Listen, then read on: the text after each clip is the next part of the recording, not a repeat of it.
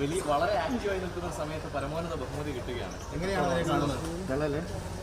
എൻ്റെ ഏറ്റവും വലിയ സന്തോഷം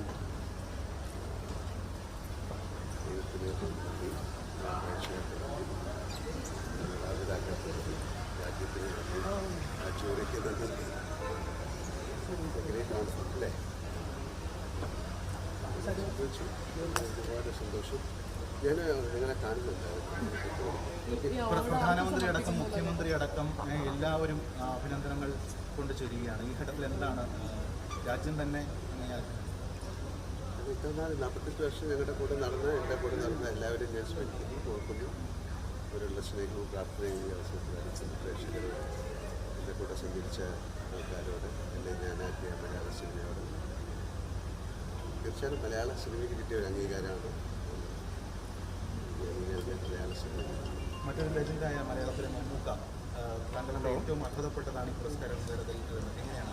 തീർച്ചയായിട്ടും അദ്ദേഹത്തിൻ്റെ മനസ്സിനോട്, അദ്ദേഹത്തിൻ്റെ വലിയ മനസ്സിൽ മലയാള സിനിമ.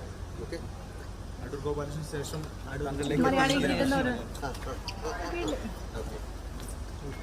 അങ്ങനെ നല്ല കാര്യങ്ങൾ സംഭവിക്കട്ടെ. മലയാള സിനിമയ്ക്ക് ഒരുപാട് നേട്ടങ്ങൾ ഇനി ഉണ്ടാകട്ടെ. ഇനി വരുന്ന പുതിയ തലമുറയ്ക്കൊക്കെ ഒരുപാട് ഇൻസ്പിറേഷനാണ്.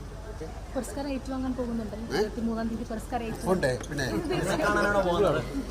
ഞാനങ്ങ് പോകട്ടെ, പിന്നെ എടുക്കാം.